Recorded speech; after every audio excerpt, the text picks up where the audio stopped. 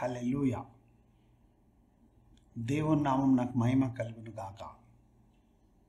మనలను సజీవుల లెక్కలో లెక్కిస్తున్నటువంటి ఆయన యొక్క మహావాత్సల్యతను బట్టి దేవునికి వందనాలు చెల్లిస్తాము.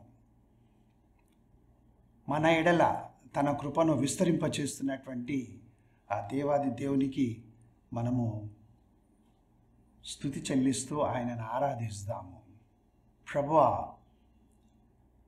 యెహోవాను ఘనమైన నామం గల దేవా, నీవే నా దేవుడవు. ఆకాశమందు నీవు తప్ప నాకెవరున్నారని ఆయనను ఆరాధిస్తాము. విత్తువాని యొక్క ఉపమానములో ఉన్నటువంటి సత్యములను గ్రహించుటకు దేవుడు తన పరిశుద్ధాత్మ ద్వారా మనకు బోధించి సహాయము చేయనట్లుగా మనం ప్రార్థన చేద్దాము. తలలు వంచి దేవుని వైపునకు చూద్దాము. ప్రేమగల తండ్రి, నీకు వందనాలు ప్రభా. కాలములు సమయములు నీ స్వాధీనమందున్నవి. సమస్తము నీవు మానవుల కొరకై సమయానుకూలంగా అన్నింటినీ జరిగిస్తున్నటువంటి దేవుడు. నీ సన్నిధిని తోడుగా నుంచి నీ వాక్యంలో ఉన్నటువంటి ఆత్మీయ సత్యములను గ్రహించే మనస్సును మా అందరికీ ఇమ్మని ప్రార్థిస్తుంటున్నాను. నీ కృప మా ఎడల విస్తరింపచేసి వినినటువంటి సత్యములను బట్టి మేము జీవించున్నట్లుగా, వినిన వాక్యము వ్యర్థముగా పోకుండా నూరంతల ఫలములను ఇచ్చేట్లుగా ఆశీర్వదించుమని నన్ను నేను తగ్గించుకొనుచు యేసుక్రీస్తు ప్రభువు నామమును హెచ్చిస్తూ ఆయన నామముననే ప్రార్థించి వేడుకొని స్తుతిస్తున్నాను తండ్రి. Amen, amen. దేవుని ప్రియమైనటువంటి ప్రజలారా, 3 సువార్తలలో అనగా మత్తయి సువార్త, మార్కు సువార్త, లూకా సువార్త, ఈ 3 సువార్తలలో కూడా ఈ విత్తువాని యొక్క ఉపమానము మనము చదువుకోగలం. యేసుక్రీస్తు ప్రభు చాలా స్పష్టంగా అర్థమయ్యే రీతిగా మరి దేవుని యొక్క రాజ్య మర్మములను ఉపమానముల ద్వారా బోధిస్తూ ప్రజలు ఆయన మాటలు వినుటకు గుంపులుగా ఆయన మీద పడేటటువంటి వారు. ఈ దినమున పిట్ట కథలు వినడానికి, కల్పితమైనటువంటి కథలు వినడానికి, అసాధ్యమైనటువంటి వాటిని అనగా ఫిజిక్స్, కెమిస్ట్రీ ఏది కూడా ప్రూవ్ చేయలేనటువంటి దృష్టాంతాలను చెప్తూ ఉంటే వాటిని వినడానికి జనులు పరిగెడుతూ ఉన్నారు. దేవుని మాటలు వినడానికి కాదు. ఆ పిట్ట కథల మధ్యలో ఎందుకు పనికిరానటువంటి ఆ యొక్క దృష్టాంతముల మధ్యలో దేవుని వాక్యము ఎక్కడా ఉండదు. ఎందుకంటే యేసుక్రీస్తు ప్రభువు శిష్యులతో చెప్పాడు, దేవుని రాజ్య మర్మములను ఎరుగుట మీకు అనుగ్రహింపబడి ఉన్నది, అది అందరికీ అనుగ్రహింపబడలే. కాబట్టి ఎవరు ఏ మార్గములో వెళ్ళాలో వారి హృదయాలలో నిర్ణయించుకుంటారు. తప్పు మార్గంలో వెళ్ళేవాళ్ళు తప్పు మార్గంలోనే వెళ్ళడానికి వారు నిశ్చయించుకుంటారు. సూటిగా దేవుని వైపునకు వెళ్ళేటటువంటి వారు ఆ మార్గంలోనే నడుస్తుంటారు. ఎన్ని కష్టాలు వచ్చినా, ఎన్ని బాధలు వచ్చినా. దేవునితో కూడా నడుస్తున్నాం అనుకునేటటువంటి వారు దేవుని మార్గంలో నడవరు, కానీ ఆయనతో నడుస్తున్నామని భ్రమపడుతూ ఉంటారు. మనము ఈ యొక్క వాక్యమును విందామా? మత్తయి రాసినటువంటి సువార్త 13వ అధ్యాయము 18-19 వచనాలలో విత్తువాని గూర్చిన ఉపమానము, దాని భావమును యేసుక్రీస్తు ప్రభువు తన యొక్క శిష్యులకు తెలియజేస్తూ ఉన్నాడు. ఎందుకంటే మీరు వినుట మట్టుకు విందురు కానీ గ్రహింపకుందురు. అని యేసు ప్రభు చెప్పాడు. తర్వాత యాకోబు వ్రాసినటువంటి పత్రికలో పరిశుద్ధాత్మ దేవుడు ఏమని సెలవిస్తాడంటే, మీరు వినువారు మాత్రమే కాకుండా విని వాక్యానుసారంగా జీవించువారై ఉండాలని హెచ్చరించాడు. కాబట్టి మీరేమి వినుచున్నారో జాగ్రత్తగా చూచుకోమన్నాడు యేసుక్రీస్తు ప్రభు. ఈ సమయంలో విత్తువాని ఉపమానంలో ఆ విత్తువాడు మరి విత్తనాలు విత్తుచ్చు వెలుచు ఉన్నాడు. ముందుగా విత్తినది ఎవరు అనంటే యేసుక్రీస్తు ప్రభు. ఏమి విత్తుచున్నాడు ఆయన? విత్తనాలు. ఈ దినమునను విత్తనమునకు అర్థం ఏం చెప్తున్నారనంటే డబ్బులు. అనగా మీ విత్తనం విత్తండి, సో యువర్ సీడ్ అంటే ఏమిటి? నీకు ఏది అవసరం ఉన్నదో కానుకల రూపములో, దశమ భాగముల రూపములో, ఇంకా నానా విధములుగా థ్యాంక్స్ గివింగ్ అని ప్రతిదానికి మీరు విత్తండి. మీరు విత్తితే మీకు దేవుడు విస్తారంగా ఇస్తాడు. దేవుడు డబ్బులు విత్తుమని ఎక్కడ చెప్పలేదు. విత్తనము అని అంటే యేసుక్రీస్తు ప్రభువే చెప్పాడు. ఏమని? విత్తనము అని అంటే ఆయన వాక్యము. విత్తనము అని అంటే దేవుని వాక్యము. లూకా సువార్త 8వ అధ్యాయము 11వ వచనంలో మనం చూడగలం ఈ సత్యమును. విత్తనము అని అంటే నోట్ల కట్టెలు కాదు. విత్తనము అని అంటే డబ్బు, బంగారము, వెండి కాదు. విత్తనము అని అంటే 10,000 వేయండి మీకు ₹1,00,000 వస్తాయి, ₹1,00,000 వేయండి మీకు 10 లక్షలు వస్తాయి. అది కాదు. విత్తనము అని అంటే దేవుని వాక్యము. ప్రియమైన సహోదరుడా, ప్రియమైన సహోదరి, ఏమి విత్తుచ్చు ఉన్నావు? కండీళ్లతో విత్తుమన్నాడు కీర్తనకారుడు. కండీళ్లతో విత్తేటటువంటి వారు ఆనందగానముతో పనలు మోసుకొని వస్తారు. ఏమి విత్తడం అనంటే దేవుని యొక్క వాక్యం. ఎక్కడ విత్తబడుతుంది ఈ వాక్యం? హృదయం లోపల. అనగా దేవుని మాటలు సూటిగా, స్పష్టముగా నీ హృదయముతో మాట్లాడుతూ ఉంటాయి, నా హృదయముతో మాట్లాడుతూ ఉంటాయి. ఎందుకు అనంటే జాగ్రత్తగా వినండి. వాక్యం అంటే ఏమిటి? వాక్యం అంటే యేసుక్రీస్తు ప్రభు. ఎక్కడుండే ఆ వాక్యము? దేవుని యొద్ద ఉండే. యోహాను సువార్త 1వ అధ్యాయం 1వ వచనంలో మనం చూస్తాము. ఆ వాక్యము శరీరధారి మన మధ్యలోనికి వచ్చి ఆయన తన మాటలను, దేవునిని గూర్చినటువంటి సత్యములను, పరలోక మర్మములను మనకు బయలుపరిచాడు. ఇక్కడ చూడండి, మత్తయి సువార్త 13వ అధ్యాయంలో 18వ వచనం నేను చదువుతున్నాను. ఎవడైనను రాజ్యమును గూర్చిన వాక్యము వినియు గ్రహింపకయుండగా దుష్టుడు వచ్చి వాని హృదయంలో విత్తబడిన దానిని ఎత్తుకొని పోవును. అనగా అంతకుముందు ప్రజలతో యేసుక్రీస్తు ప్రభు మాట్లాడతాడు. విత్తువాడు విత్తుటకు ఆయన వెళ్ళెను, కొన్ని విత్తనములు త్రోవ ప్రక్కన పడెను అంటాడు.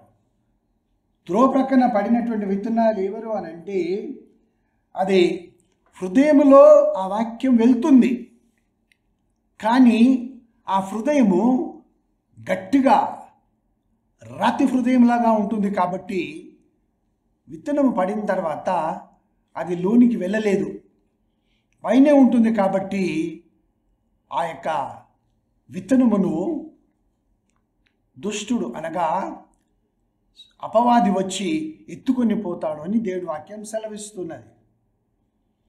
ఆ తర్వాత రాతి నేలను విత్తబడిన వాడు వాక్యము విని వెంటనే సంతోషంతో దానిని అంగీకరించువారు. ఎవరు వాళ్ళు? రాతి నేలను అనగా ఈ యొక్క ప్రదేశము లోపల మన్ను ఉంటుంది, రాళ్ళు కూడా ఉంటాయి. కింద రాయి ఉంటుంది కాబట్టి ఆ నేలనే రాతి వంటిది అన్నమాట. పైకి మాత్రం మన్ను ఉంటుంది. అప్పుడు ఏం జరుగుతుంది? వాక్యం అనే విత్తనము ఆ రాతి నేలను పడినప్పుడు దానిని సంతోషంగా అంగీకరిస్తారు. ఈ వాక్యం నా కొరకే, ఈరోజు ఈ ప్రసంగము నా కొరకే, దేవుడు నాతోనే మాట్లాడాడు, ఇలా వారు సంతోషపడతారన్నమాట. ఇలా సంతోషపడతారు. ఎలా సంతోషపడతారు? అయ్యగారు నా గురించి ప్రార్థన చేయగానే నేను పరిశుద్ధాత్మతో నింపబడ్డాను. ఆ తర్వాత పక్కకి వెళితే ఇహలోక సంబంధమైనటువంటి ఆలోచనలు, ఆశలు అతడు కొంతకాలమే నిల్చును కానీ వాక్యము నిమిత్తమో శ్రమ అయినను హింస అయినను కలగగానే అభ్యంతరపడును. తన జీవితంలో మేలు కలగలేదు అనుకోండి, తాను అడిగిన దానికి ప్రార్థనలో జవాబు రాలేదనుకోండి, ఏదైతే కోరుకొనుచున్నాడో లేకపోతే కోరుకొనుచున్నదో అది వారికి దేవుడు ఇవ్వకపోతే అభ్యంతర పడిపోతారు. వారు అభ్యంతర పడిపోతారు. త్రో ప్రక్కన విత్తబడినటువంటి వాడు, రాతి నేలను విత్తబడినటువంటి వాడు. మూడవ విషయాన్ని చూద్దాం. ముండ్ల పొదలలో పడిన విత్తనము. ముండ్ల పొదలలో పడినటువంటి విత్తనము అది మొలకెత్తుతుంది, చక్కగా పెరగడానికి ప్రయత్నం చేస్తుంది.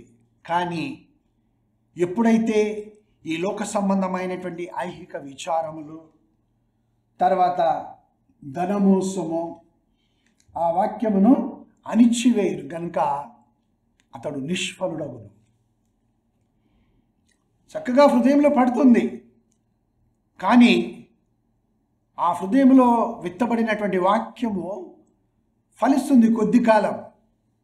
చాలాసార్లు అయ్యగారు నేను ఒక గంట సేపు అయినా వాక్యం చదువుకునేవాడను, మోకాళ్ళ మీద ఉండి ప్రార్థన చేసేటటువంటి వాడను, ఇప్పుడు నేను ప్రార్థన చేసుకోలేకపోతున్నాను, దేవుడి నుంచి దూరం అయిపోతున్నాను, లేకుంటే దేవుడే నాకు దూరం అయిపోతున్నాడేమో అని చెప్పేవాళ్ళు చాలామంది ఉన్నారు. ఎందుకు అనంటే ఈ లోక సంబంధమైనటువంటి ఆశలు, ఈ లోక సంబంధమైనటువంటి విచారములు, ఇవన్నీ కోరికలు నెరవేరబడినప్పుడు వారిలో ఏం కలుగుతుందంటే చాలా వేదన కలుగుతుంది. వాక్యము ఫలించదు. ఎందుకనంటే ఇవన్నీ కూడా ఈ ముళ్ళలాగా వాటిని అణిచివేస్తాయి. వాక్యమును ఎదగనివ్వవు. ఈ ఐహిక విచారములు, ధన వ్యామోహము, తర్వాత ఈ లోక సంబంధమైనటువంటి ఆశలు,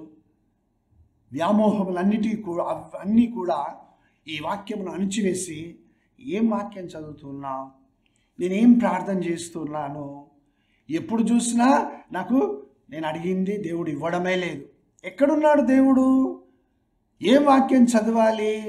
ఏదో ఒక వాక్యం చదివి ఇది నాకు కాదు, ఇది బాగలేదు, మళ్ళీ ఒక అధ్యాయం చదువుకొని అందులో చూసి ఇది కూడా బాగాలేదు, ఇలా బైబిల్ తెరుస్తారు చాలామంది, ఇలా అని తెరుస్తారు. ఈ మొత్తము రెండు ప్రక్కల పేజీ ఉంటుంది కదా, ఈ వైపున ఏ వాక్యం అది నీకు కావాలి, అందులో మంచి దానిని నువ్వు చూసుకుంటావు అన్నమాట. ఒకవేళ అక్కడ ఏది మంచి దొరకలేదనుకోండి, మళ్ళీ ఇలా బైబిల్ చూసి మళ్ళీ తెరుస్తావు. ఇలాగే దేవుడు మాట్లాడతాడా? నువ్వు తెరుస్తూ మూస్తూ ఉంటే. దేవుని ప్రియమైనటువంటి ప్రజలారా, మార్కు రాసిన సువార్త 7వ అధ్యాయం, మార్కు రాసిన సువార్త 7వ అధ్యాయము 20వ వచనం నుండి 2 వాక్యాలను మనం చదువుకుందాం. మానవుని యొక్క అంతరంగ హృదయం ఎలా ఉంటుంది, లోపల ఏమి నిండి ఉంటుంది, ఈ వాక్యము విన్నప్పుడు ఎందుకు వాక్యము మన జీవితంలో, నా జీవితంలో, నీ జీవితంలో ఏ ఫలములనైతే ఫలింపచేయాలో ఎందుకు ఫలించడం లేదు? వాక్యమునకు బలము లేదా? చాలామంది చెప్తారు ఆ సంఘములో జీవము లేదండి. ఎవరిస్తారు జీవము? ఆయన. నాలో జీవం ఉన్నదా లేదా ముందు నేను చూసుకోవాలి. అది చూసుకోరు. అక్కడికి వెళ్తే జీవం లేని వాక్యం చెప్తారండి. బైబిల్లో ఏదైనా జీవం లేని వాక్యం ఉందేమో చూపించండి. జీవం లేని వాక్యం ఉంటుందండి. మరి జీవం కలిగిన వాక్యం అంటే ఏంటి? చక్కటి కథలు నీకు కావాలి, మంచి పిట్ట కథలు కావాలి. వింటూ ఉన్నారు, నేను కూడా వింటాను టీవీలో.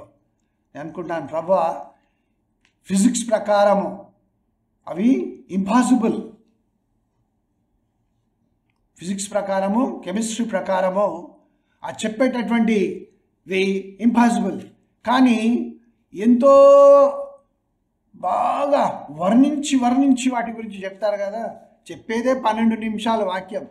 అడ్వర్టైజ్మెంట్లు, తర్వాత తమ పరిచయం గురించి ఇవ్వడానికి గురించి చూపించుకోనికే ఆ 28 మినిట్స్లో 12 నిమిషాలు మాత్రమే సరిపోతాయి వాళ్ళు. మిగతా అన్ని అడ్వర్టైజ్మెంట్ల కొరకే.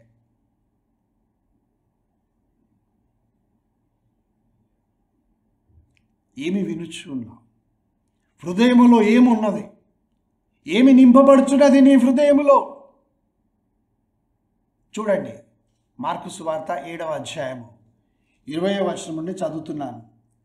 మనుష్యుని లోపల నుండి బయలు వెళ్ళునది మనుష్యుని అపవిత్రపరచునేది. ఎవరో పలికినటువంటి మాటలు కావు, గ్రంథకర్త కాదు, యేసు క్రీస్తు ప్రభువే, సర్వోన్నతుడైన సర్వశక్తుడైన దేవుని కుమారుడు.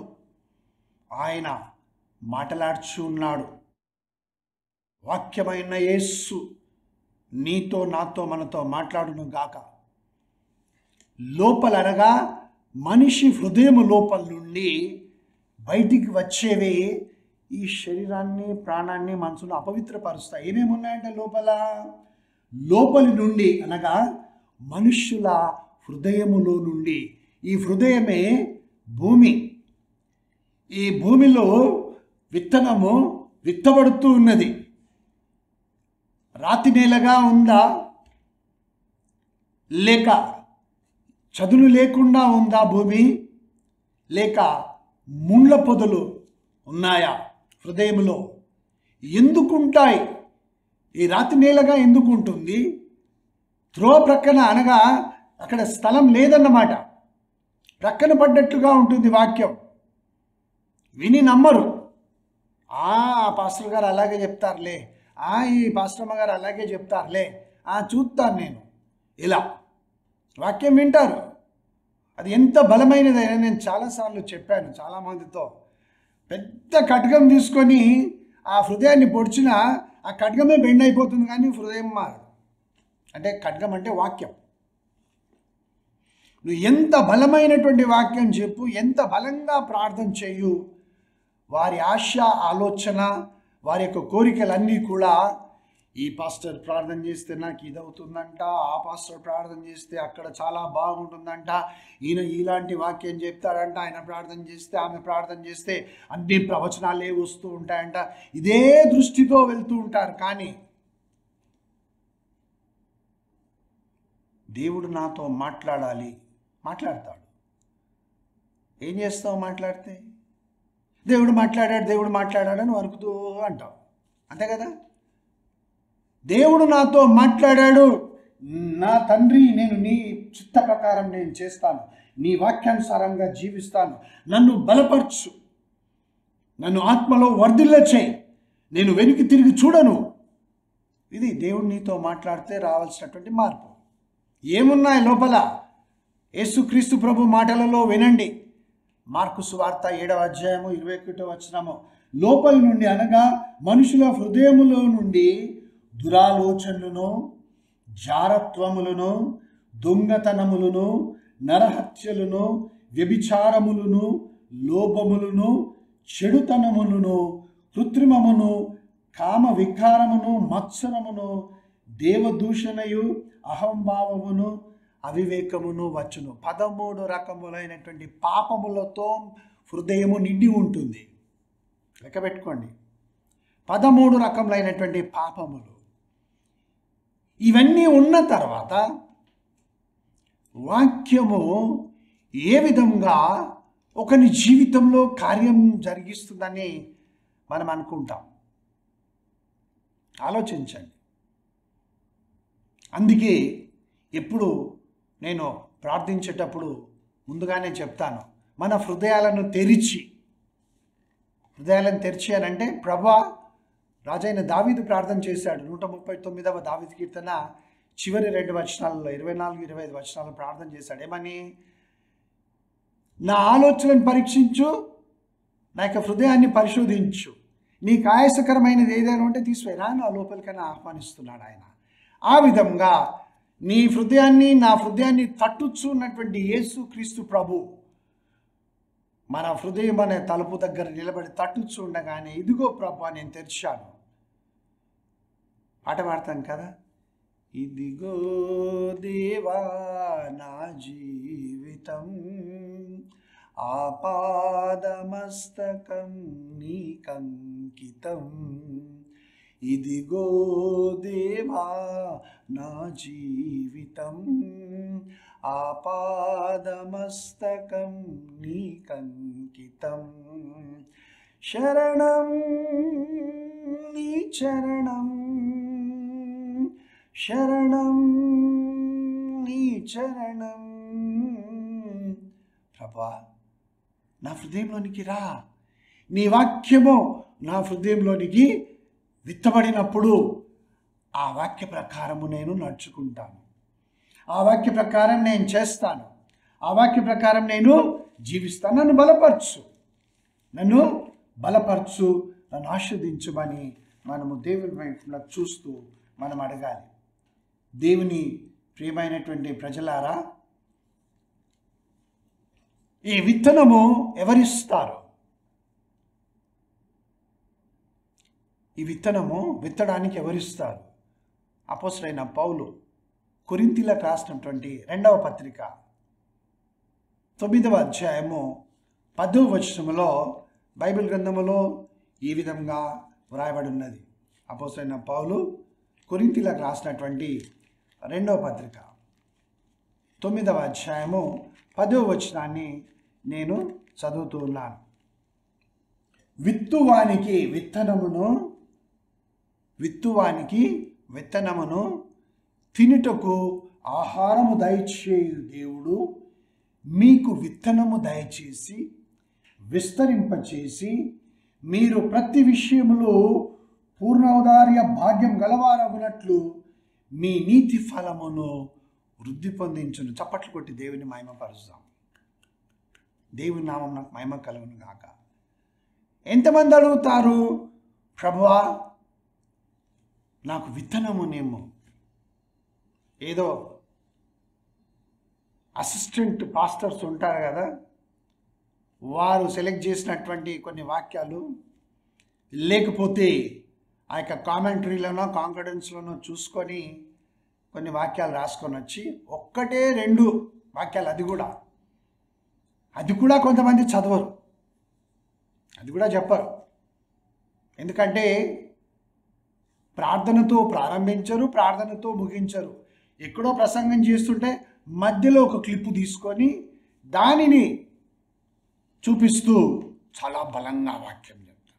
చాలా లోతైనటువంటి మర్మాలు ఉన్నాయి. ఏమున్నాయి లోతైన మర్మాలు? వింటున్నారు కదా. నీవేమి వినుచున్నావో జాగ్రత్తగా చూచుకొనమన్నాడు యేసుప్రభు.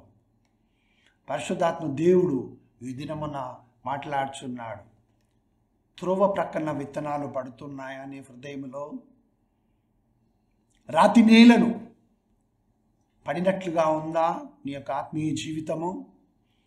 ముండ్ల పొదలు అనగా విచారాలు ఎక్కువైపోతూ ఉన్నాయా? వాక్యం చదవడానికి సమయం లేదు, ప్రార్థించుకోవడానికి సమయం లేదు, కష్టాలు బాధలే నన్ను బాధిస్తూ ఉన్నాయనుకుంటున్నావా? దేవుని వైపు నాకు తిరుగు. యేసుక్రీస్తు ప్రభు ఏమన్నాడంటే, గోధుమ గింజ భూమిలో పడి చావకుండిన ఎడల అది ఒంటిగానే ఉండును, గోధుమ గింజ భూమిలో పడి ఏం జరగాలి? అది చనిపోవాలి. అనగా ఆ చనిపోయినటువంటి విత్తనమే మొలకెత్తి బహుగా ఫలిస్తుంది. దేవుని నామమునకు మహిమ కలుగును గాక. అంటే యేసుక్రీస్తు ప్రభు, ఆయన వాక్యమైన యేసుక్రీస్తు ప్రభు, ఆయన భూమిలో పాతిపెట్టబడి చనిపోయాడు, పాతిపెట్టబడ్డాడు. 3వ దినమున తిరిగి లేచుట ద్వారా ఆయన తండ్రి యొక్క చిత్తము నెరవేర్చి మరణమును జయించి తిరిగి లేచాడు. కాబట్టి విస్తారంగా ఆత్మల పంటను సిద్ధపరుస్తున్నాడు, విస్తారంగా ఫలములు. లూకాసు వార్త 10వ అధ్యాయము 2వ వచనంలో ప్రార్థన చేయమంటాడు. కోత విస్తారముగా ఉన్నది, కోతకు పనివారిని పంపించమని, కోత యజమానుని వేడుకొనుడి అని ప్రార్థన చేయమని చెప్పాడు. ఎవరు చేస్తున్నారు ఈ ప్రార్థన? ఎవరైనా చేస్తున్నారా? నేను చేస్తున్నాను బ్రదర్ అనొచ్చు. దేవుని నామం నాకు మహిమ కలుగును గాక. దేవుడు ఇంకా నేను ఆత్మలో వరదల చేయను గాక. కోత యజమానుడు చెప్పినటువంటి మాట ఏమిటి? కోత కోయి వారిని పంపించు. విస్తారంగా ఉంది కోత. అవును, తెల్లబారిపోతుంది, తెల్లగా అయిపోతున్నాయి, వంగుతున్నాయి. అనగా కోత కోసేటటువంటి వారు నీవు కోస్తూ ఉన్నావా? ఆత్మలను నీవేం చేస్తూ ఉన్నావు? నీ ఆత్మకు నీవు ఏం చేస్తూ ఉన్నావు? కాబట్టి చాలా గట్టిగా అయిపోయిందా నేల? అందుకే ప్రక్కలో పడుతున్నాయి. అవి పడ్డా కానీ మొలకెత్తడం లేదు. దుష్టుడు చెత్తుకొని పోతూ ఉన్నాడు ఆ వాక్యాన్ని.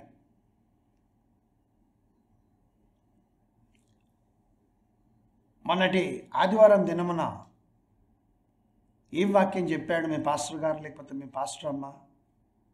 దాని యొక్క సారాంశం ఏమిటి? మీ జ్ఞాపకం ఉందా? చూసుకోండి, ఒకసారి పరీక్షించి చూసుకోనండి. విత్తనము ఎప్పుడు సైతానుడు ఎత్తుకొని వెళ్ళిపోతూనే ఉంటాడు. అనగా వినేది దేవాలయంలో, చెప్పేది పాస్టర్ గారు, లోపల ఎవరున్నారు? వినువాని హృదయము లోపల ఎవరున్నారు? వినగానే ఎత్తుకొని వెళ్ళిపోవడానికి అపవాది ఉన్నాడు అక్కడ. వినగానే వాక్యమును ఎత్తుకొని వెళ్ళిపోవడానికి అపవాది ఉన్నాడు. అపవాది లేకపోతే పైపైన మాత్రమే కనబడే మన్ను ఉంటుంది, కిందంతా రాయి, పైకి మాత్రము చాలా బాగా ఆహా ఎంత భయభక్తులతో వీరు చర్చికి వస్తారండి. ఇలాంటి కుటుంబము, భయభక్తులు కలిగినటువంటి కుటుంబం ఎక్కడ లేదు. కానీ వారి జీవితంలో ఉన్నంత వేషధారణ, నటన, ఇతరులను బాధించి, ఇతరులను ద్వేషించి, ఇతరుల మీద అబద్ధాలు పలిగి, హృదయములో మత్సరము, దురాలోచనలు ఇవన్నీ పెట్టుకొని ఉండేటటువంటి వాళ్ళు పైకి మాత్రం చాలా భయభక్తులు కలిగినటువంటి వారిగా కనబడి, నిజమైనటువంటి భయభక్తులు కలిగిన వారి కంటే ఎక్కువగా వీరు తమను తాము కనపరుచుకుంటారు.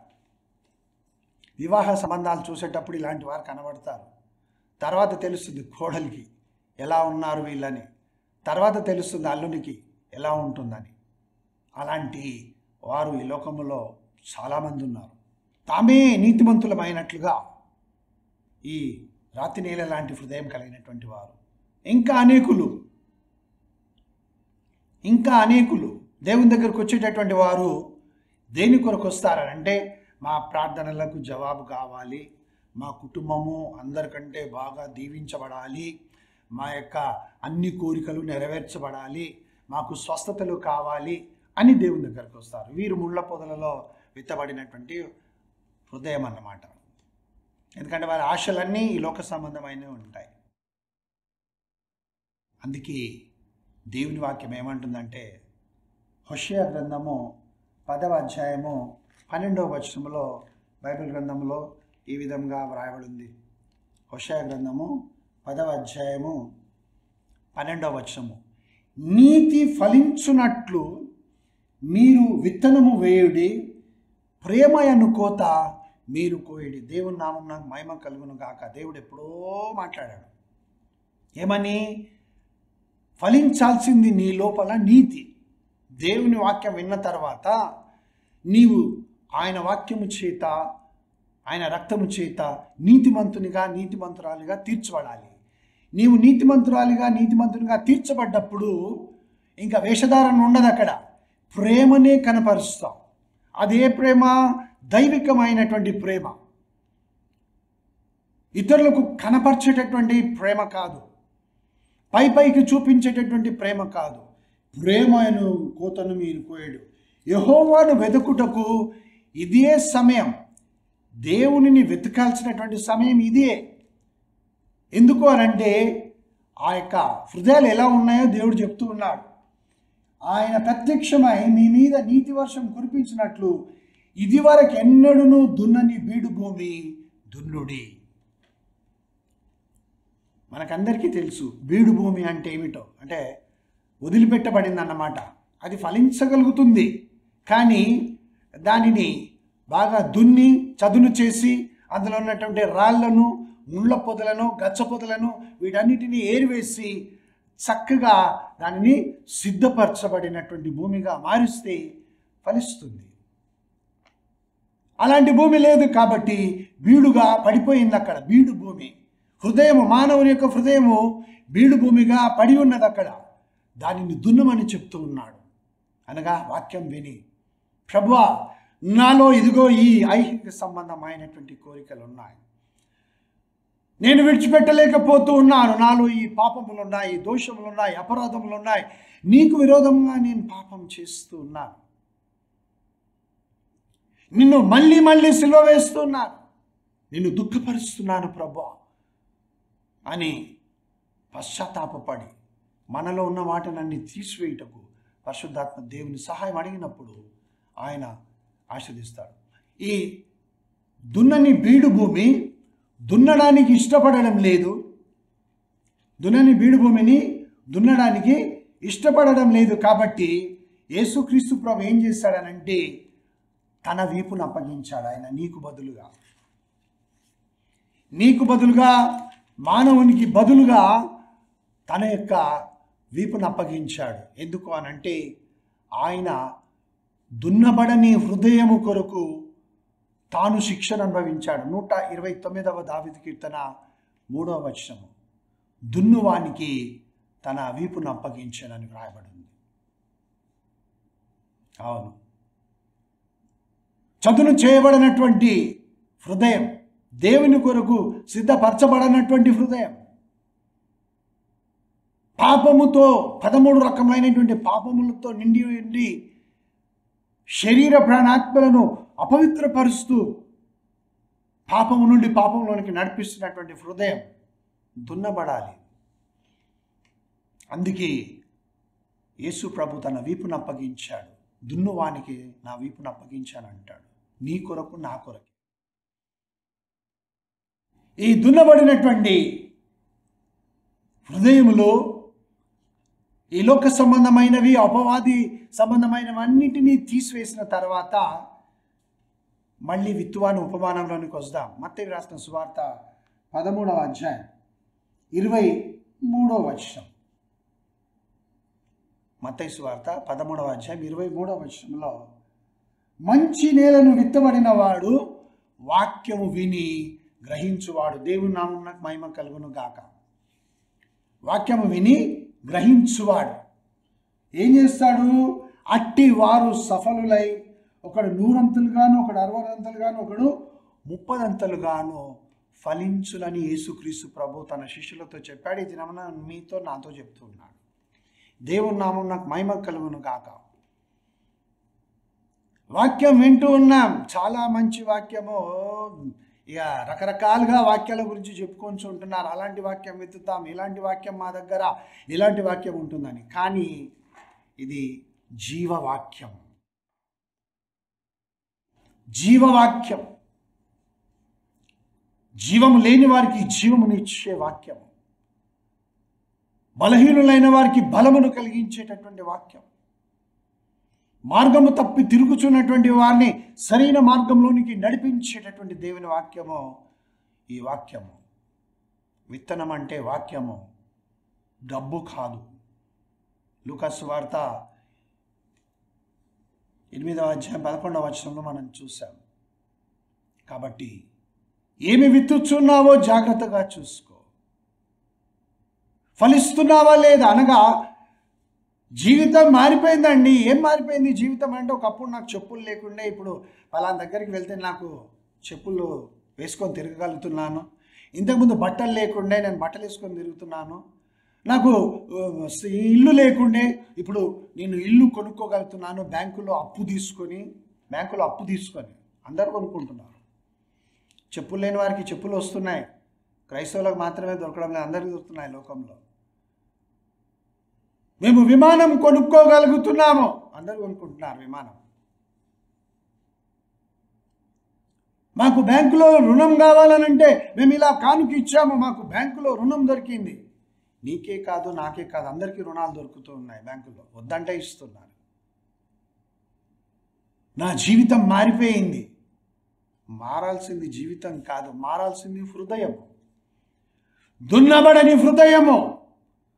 త్రో ప్రక్కన విత్తనాలు పడుతున్నాయి. వాక్యం విని ఆ వాక్యము నీ హృదయములో ఫలించకపోతే సాతానుడు అపవాదు చెత్తుకొని పోతూ ఉన్నాడు.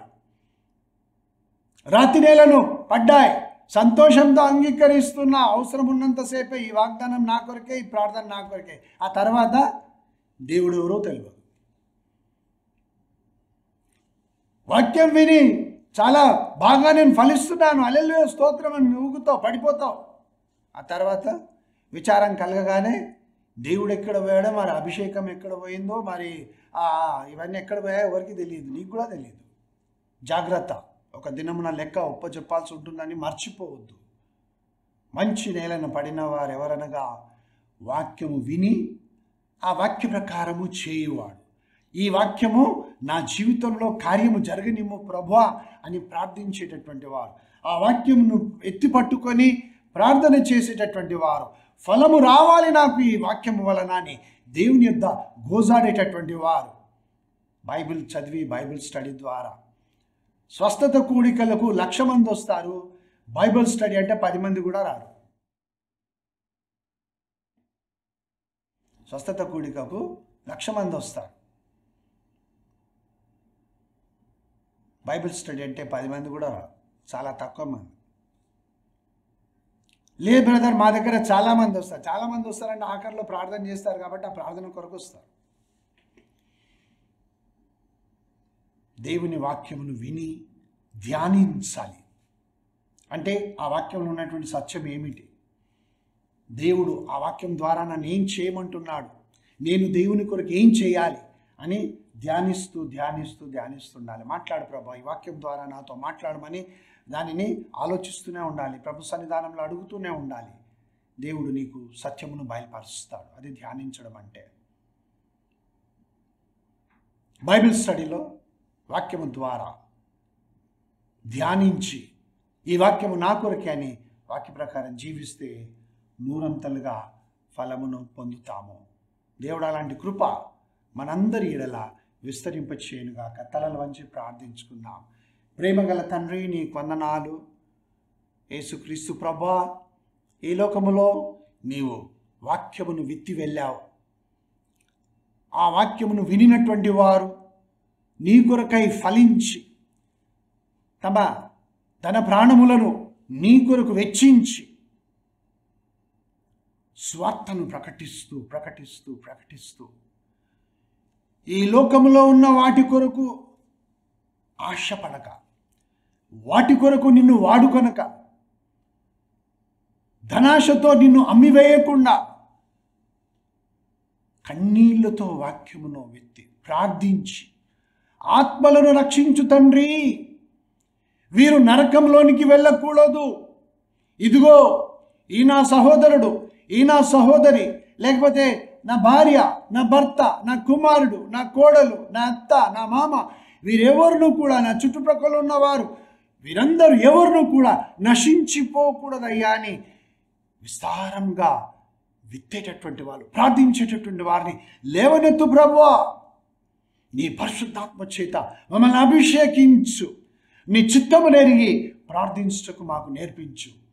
నీళ్లతో నీ వాక్యమును విత్తి విస్తారమైన పనులను మోసుకొని వచ్చేవారుగా మేము ఉండునట్లుగా ప్రతి ఒక్కరిని దీవించు. ఆర్థికంగా ఎవరైతే చితికిపోయి కృంగిపోయి మోసపరచబడి ఉన్నారో వారిని దినమున ఆదుకో.